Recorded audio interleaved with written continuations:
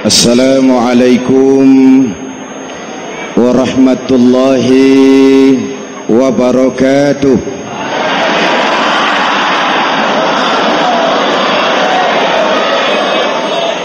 Alhamdulillahi rabbil alamin, wassalatu wassalamu ala ashrafil mursalin, sayyidina wa maulana Muhammadin wa ala alihi wa sahbihi ajmain, amma ba'du. Para ulama yang saya muliakan, hadirin hadirat ma'asyiral muslimin yang saya cintai, banyak kita alami perubahan-perubahan yang terjadi, baik perubahan yang menyangkut sosial budaya, lebih-lebih yang menyangkut sosial politik. Yang tidak banyak mengalami perubahan adalah sosial ekonomi. Bahkan angka kemiskinan kita naik menjadi 3/5 dari total penduduk kita hidup di bawah garis kemiskinan, dan 20% diantaranya miskin mutlak. Perubahan-perubahan yang terjadi menyadarkan kita kepada kebenaran Al-Quran ketika Allah menyatakan wa tilkal ayyamu nudawiluha bainan nas.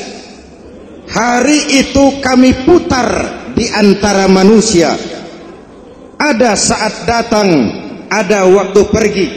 Ada hari lahir, ada saat kembali, ada waktu dilantik, ada saat menyerahkan jabatan. Hari kami putar di antara manusia dan hidup cuma sekadar menunggu giliran. Soalnya kemudian di tengah perubahan-perubahan yang terjadi begitu cepat, what must we do now?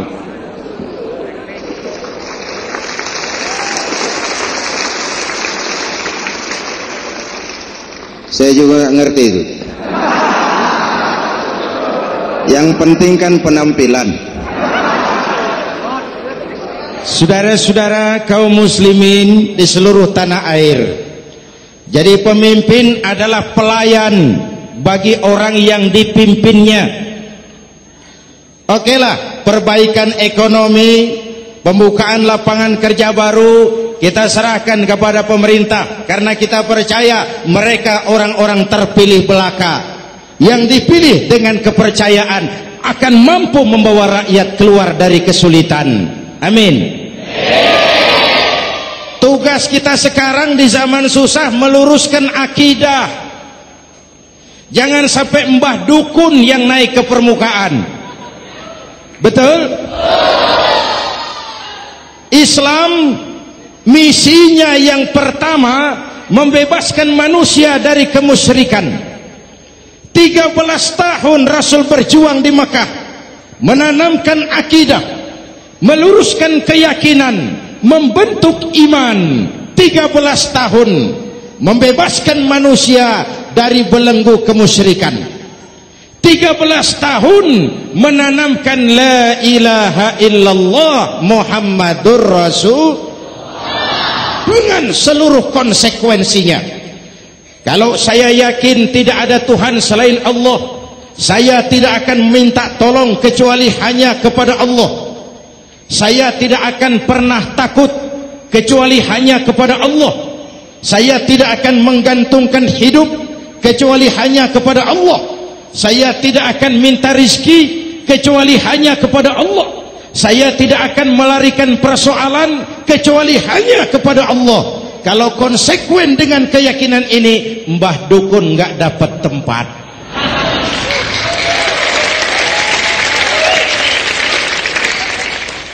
Akur? Ayo lihat secara sederhana. Saya sandaran di tiang, tiangnya ambruk, sayanya jatuh. Saya sandaran di tembok, temboknya runtuh, saya juga runtuh. Saya sandaran kepada orang kaya, dia jatuh miskin, saya bangkrut. Saya sandaran kepada jenderal, dia pensiun, saya selesai. Tapi kalau saya sandaran hanya kepada Allah, Allah tidak akan pernah miskin, Allah tidak akan pernah lumpuh, Allah tidak akan pernah terpuruk, dan Allah tidak akan pernah berkurang kekuasaannya.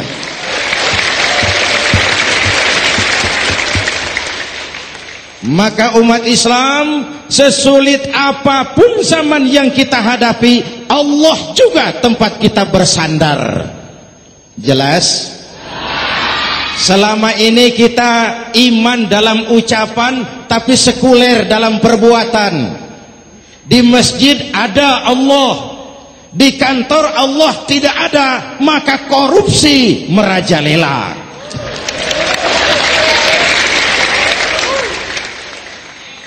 Di masjid ada Allah, di pasar Allah tidak ada, maka timbangan tetap curang. Kita iman dalam ucapan, tapi sekuler dalam perbuatan. Oleh karena itu, sesulit apapun zaman yang kita hadapi, iman jugalah pegangan kita, Allah juga tempat kita bersandar. Boleh zaman berubah, akidah jangan sampai goyah. Karena iman kita hidup, untuk iman kita berjuang, dan dalam iman kita ingin kembali menghadap Allah Subhanahu. Selama ini manusia Indonesia kita lebih banyak diisi otaknya, hati sering kosong, agama dangkal, akidah rapuh, moral rendah. Memang kemudian muncul banyak orang-orang pintar, cuma sayang tidak benar. Indonesia kita bangkrut, Indonesia kita terpuruk, Indonesia kita sakit parah kalau diurus orang yang cuma pintar tapi tidak benar. Kita perlu orang-orang pintar, tapi kita lebih perlu orang benar. Jelas? Kalau cuma pintar tapi tidak benar, itu yang sering saya sampaikan, nanti disuruh ngurus beras malah nimbun beras.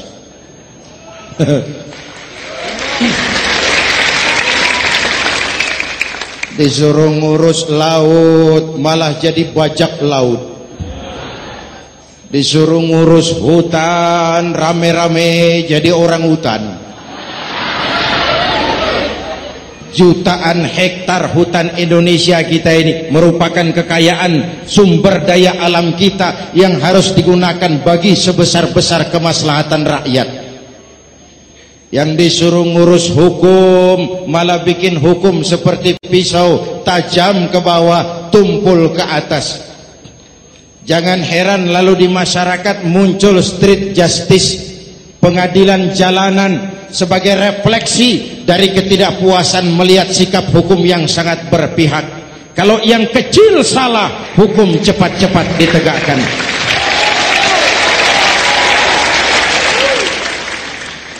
Lihat saja sekarang ini, kalau orang terkenal banyak uang, punya masalah, antri yang bela. Betul? Tapi saudara lihat si Marsinah di Jawa Timur, si Sengkon dan Karta di Jawa Barat, si Udin Bernas wartawan Jogja, terseok-seok mencari keadilan, sampai hari ini urusannya masih remeng-remeng. Kenapa bisa begitu? Jawabannya sederhana, tidak ada fulus.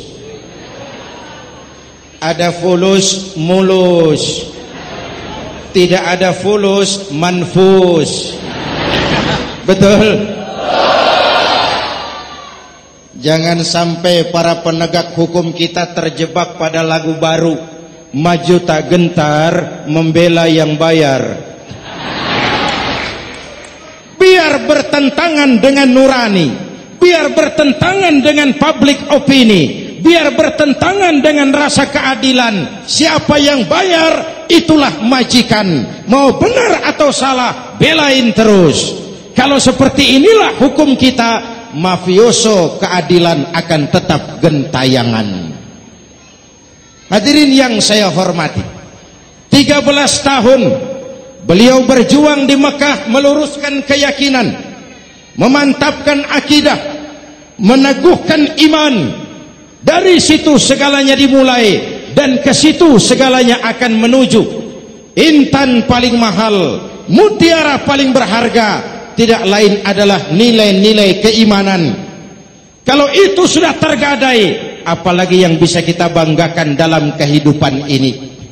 Kita merasa harta kita berharga, belum ada artinya ketimbang iman.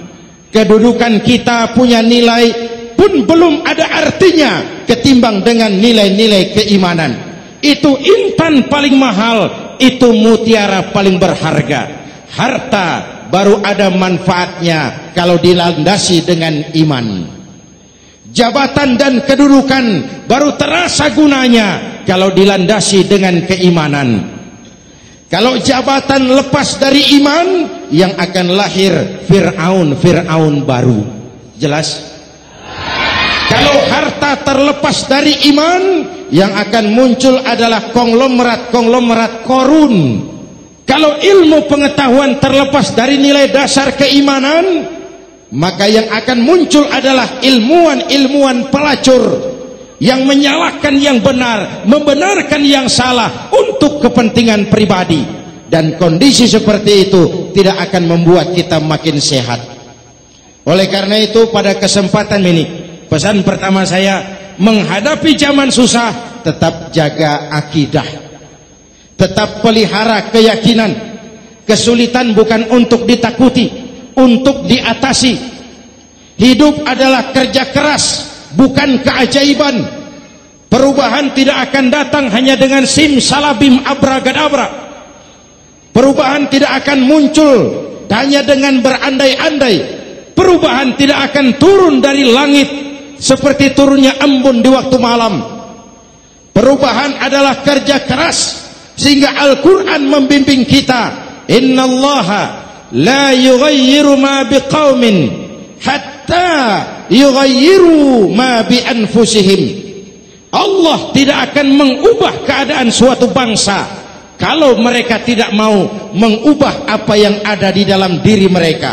Yang ada di dalam diri itu rule of thinking, state of mind, cara kita berpikir, cara kita memandang kehidupan, cara kita mengatasi persoalan. Hadirin yang saya hormati, inilah iman. Berangkat dari ini kita menyadari ini ujian buat kita rakyat. Dan kita rakyat Indonesia ini kalau sama susah sih sudah kenyang. Ya Pak? Ya Pak? Kita ini sebagai bangsa mengalami apa yang disebut oleh Bung Karno up and down, naik turun, timbul tenggelam, pasang surut. 350 tahun dijajah oleh Belanda, kita susah. Berangkat Belanda masuk Jepang, susah lagi. Pergi Jepang, datang nikah, susah lagi. Lalu kita merdeka, dirongrong oleh berbagai pemberontakan, susah lagi. Makan bulgur, antri minyak. Lalu PKI berontak, susah lagi. Muncul orde baru, lama-lama susah lagi. Orde baru selesai, naik reformasi, mulai repot nasi, susah lagi.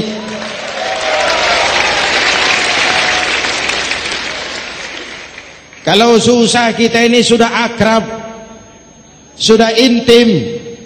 Mestinya kalau sudah susah seperti itu, jangan salah sikap menyikapi kesusahan. Jangan sampai kita potong kompas, ambil jalan pintas, terjebak menghalalkan segala cara. Itu tidak akan menguntungkan, itu tidak akan menyelesaikan. Kalaupun selesai, nampaknya penyelesaian sesaat. Dan penyelesaian sesaat bukan penyelesaian yang sebenarnya. Karena itu tetaplah dalam koridor keimanan. Boleh zaman berubah, akidah jangan sampai goyah. Silahkan masa berganti, tapi keyakinan jangan mati. Sekali la ilaha illallah sampai tetes darah paling penghabisan, tetap la ilaha illallah. Sanggup? 3 orang. Sanggup? 21. Sanggup? Kalau sanggup kita harus konsekuen.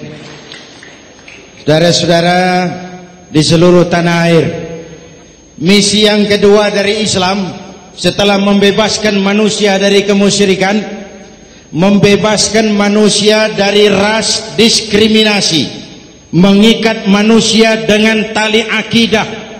Sebelum Islam datang, manusia dibedakan oleh warna kulit, manusia dibedakan oleh faktor keturunan, manusia dibedakan oleh faktor harta dan benda. Adalah Rasul yang mengajarkan, innallaha la yanzuru ila suwarikum wala ila amwalikum walakin yanzuru ila qulubikum wa a'malikum. Allah tidak melihat potonganmu, Allah tidak melihat hartamu. Yang Allah lihat itu adalah hatimu dan amal perbuatanmu.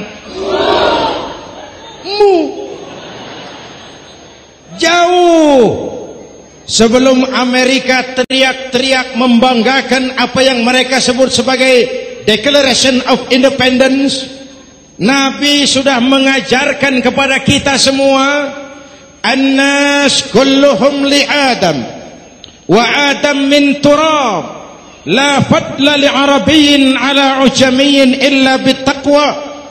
Seluruh manusia berasal dari Adam. Adam diciptakan dari tanah. Tidak ada kelebihan Arab dengan yang bukan Arab kecuali takwanya. Jauh sebelum Amerika mencanangkan bahwa semua manusia dilahirkan sama, that all men are created equal. Jauh sebelum itu Islam sudah membebaskan manusia dari ras diskriminasi. Apa dalam konteks kekinian menghadapi zaman susah tetap jaga kerukunan?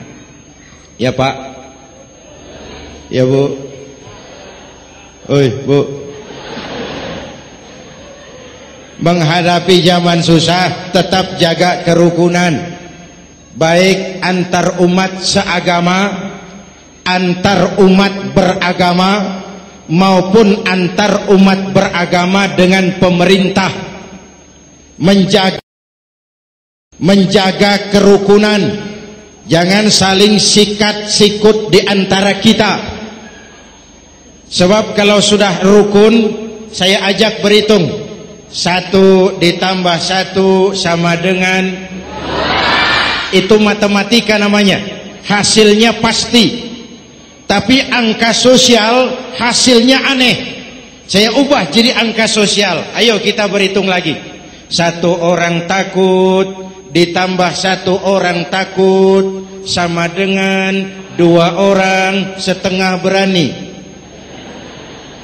Kenapa setengah berani? Karena sudah berdua. Tadi kan takut sendiri. Kalau sama-sama takut berkumpul jadi setengah berani.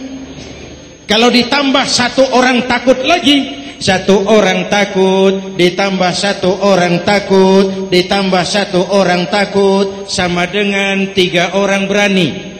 Kenapa jadi berani? Karena sudah bertiga. Kita yang lemah, kita yang marginal, kita yang dikucilkan, bahkan kita yang dilecehkan, kalau mau rukun kita akan kuat dan tidak bakal dipermainkan orang.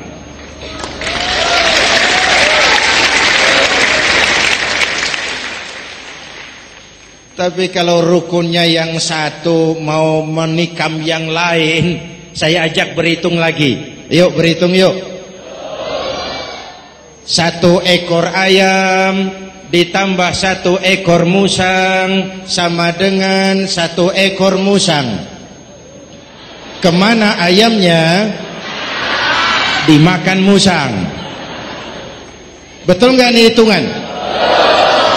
Ayo kita hitung lagi. 1 ekor ayam ditambah 1 ekor musang sama dengan 1 ekor musang.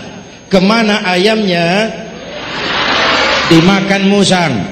Jadi kalau kita suka kumpul dengan orang yang mau makan kita, selesailah kita.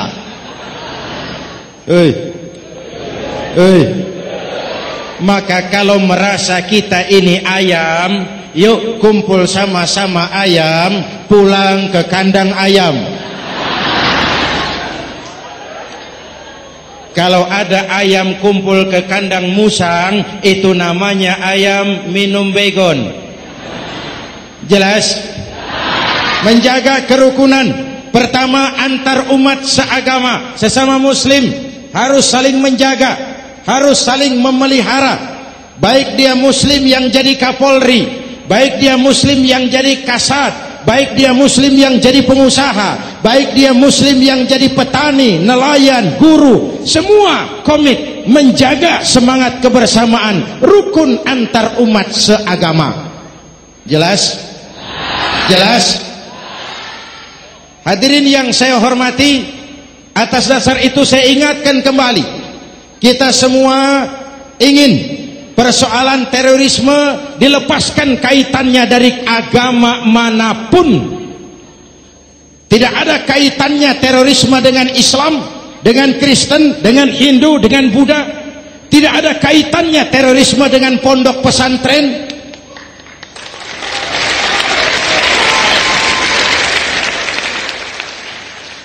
Jangan sampai pesantren jadi kambing hitam. Karena sejak zaman penjajahan, pesantren sudah terbukti memberikan kontribusi bagi perjuangan memerdekakan rakyat Indonesia. Rukun antar umat seagama. Yang kedua, rukun antar umat beragama. Islam ini rahmatan lil, jangankan manusia walaupun berbeda agama, binatang saja dihormati. Ada hadis, fa iza zabahtum fa ahsinuz zibhata. Kalau kamu menyembelih hewan, sembelihlah dengan cara yang terbaik. Jangan menyembelih ayam dengan pisau tumpul. Itu namanya tidak berperi kebinatangan. Yang kecil lagi, saudara buka babul istinja, makruh buang air kecil di tanah yang berlubang. Sebab apa? Pertama, menjaga kesehatan. Siapa tahu di lubang yang saudara buang air kecil itu ada gas beracun. Kalau tidak, melindungi binatang yang ada di dalam lubang. Siapa tahu di lubang yang saudara buang air kecil itu ada semut sedang rapat membahas terorisme. Apa dosanya lalu mati dikencingi? Ini namanya rahmatan lissemut. Binatang saja dilindungi. Maka perbedaan agama tidak harus menyebabkan kita bertolak belakang. Perbedaan agama bukan alasan untuk saling bermusuhan. Apalagi kita sudah menyadari tentang kemajmukan kita, tentang kebinekaan kita, tentang keragaman kita. Rukun antar umat beragama. Saling menghormati, saling menghargai, tapi tetap dalam batas lakum dinukum. Lalu rukun antar umat beragama dengan pemerintah. Hadirin yang saya hormati, yang benar kita dukung, yang salah kita perbaiki dan kita tegur menurut cara-cara yang diajarkan oleh agama kita. Dan sholat berjamaah, pendidikan bernegara yang paling bagus. Tadi kita sholat ada imam, ada makmum, betul? Makmum wajib ikut imam kalau imam benar sholatnya. Rakyat wajib ikut pemimpin kalau pemimpin benar mimpinnya. Masyarakat Islam ini loyal. Masyarakat Islam ini bukan pemberontak. Masyarakat Islam ini taat dan setia. Kapan? Kalau imamnya benar. Imam takbir, makmum. Imam ruku, makmum. Imam i'tidal, makmum. I'tidal. Imam sujud, makmum. Tapi kalau imam keliru, mestinya imam ruku malah sujud. Salah imam ini. Tegur. Siapa yang wajib negur? Makmum yang sop terdepan. Anggota DPR.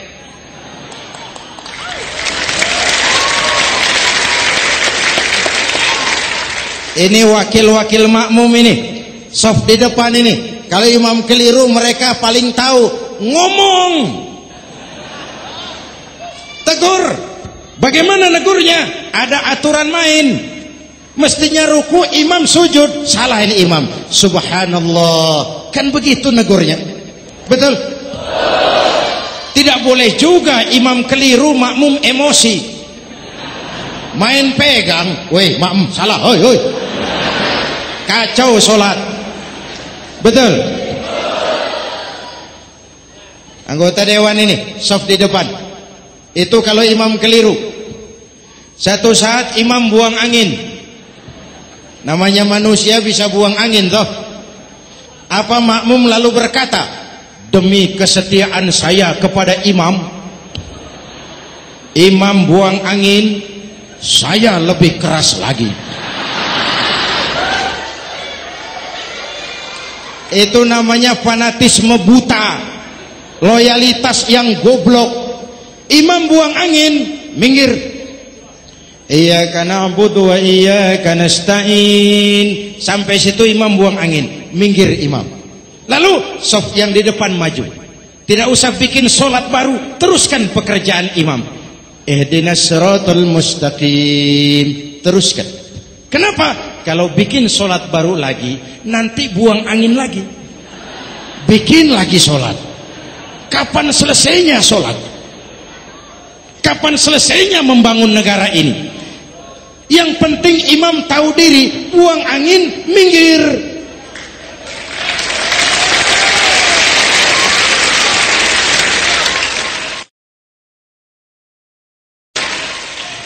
Ini kacaunya sholat berjamaah kita sekarang. Kacaunya negeri kita sekarang. Banyak imam sudah buang angin, gengsi. Diam aja merasa nggak punya salah. Dikasih tahu sama makmum, imam tadi buang angin ya, malah jawab sedikit. Apa kalau sedikit lalu tidak batal sholat itu? Mekanisme kehidupan sosial yang diatur lewat tuntunan sholat berjamaah. Sehingga Nabi berpesan, kun imaman muta'an au ma'muman muti'an fala takun thalisan jazu'a. Kalau jadi pemimpin, jadilah pemimpin yang ditaati. Kalau jadi makmum, jadilah makmum yang mentaati. Jangan jadi golongan ketiga pemecah belah. Di depan tidak jalan, di belakang takut, ditaruh yang di tengah, di depan didorong, yang belakang ditendang. Ini namanya biang kerok. Saudara-saudara, dari uraian singkat ini saya ambil beberapa catatan pokok. Pertama, kalau ada intan paling mahal, kalau ada mutiara paling berharga dalam hidup kita, itu tidak lain adalah karena keyakinan. Hidup jadi indah, hidup jadi berharga, hidup jadi berarti kalau didasari atas sebuah keyakinan. Dan keyakinan itu tidak lain adalah nilai iman kita, akidah kita kepada Allah Subhanahu wa ta'ala. Yang kedua, tetap menjaga kerukunan. Sesulit apapun zaman yang kita hadapi, kita tetap harus menjaga semangat kebersamaan. Kita harus tetap menjadi lem perekat yang menjaga keutuhan, baik sebagai bangsa maupun sebagai umat. Perbedaan adalah wajar, harus dihormati sebagai ciri kehidupan berdemokrasi. Tapi jangan perbedaan menjadi sebab kita bermusuhan, dan jangan perbedaan menyebabkan kita saling berpecah belah. Hormati perbedaan, jangan perbedaan dipandang sebagai permusuhan. Dengan akidah yang kuat dan kebersamaan yang kokoh, ayo kita hadapi kesulitan, kita atasi kesulitan, dan dengan kerja keras untuk menyongsong hari esok yang lebih pasti. Mari kita Fatihah, semoga Allah memelihara kita bangsa Indonesia. Ala hadhihi niyyah wa ila hadratin Nabi. Al-Fatihah.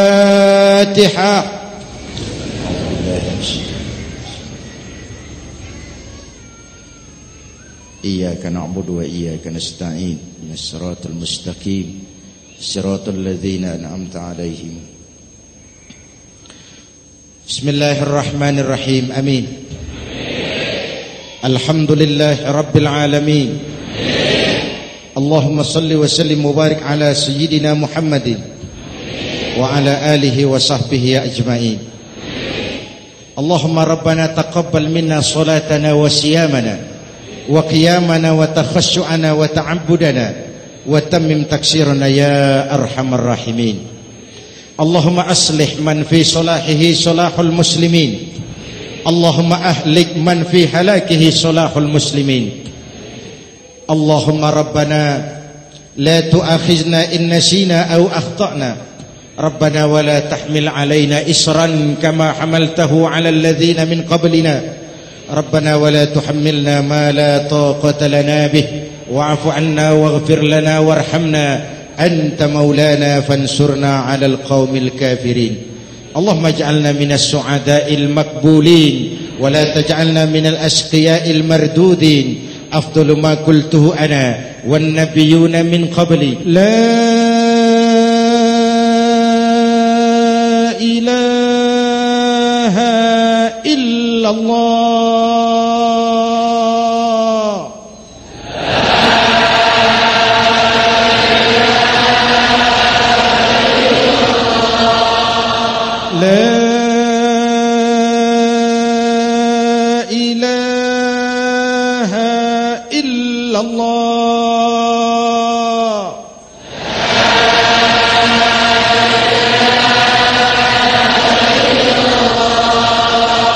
Muhammadur Rasulullah.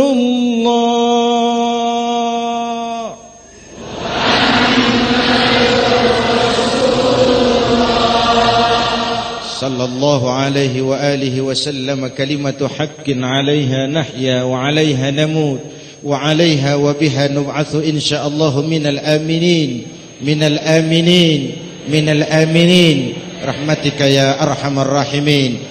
Sallallahu ala sayyidina Muhammad wa ala alihi wa sahbihi ajma'in. Ana rabbika rabbil izzati amma yasifun.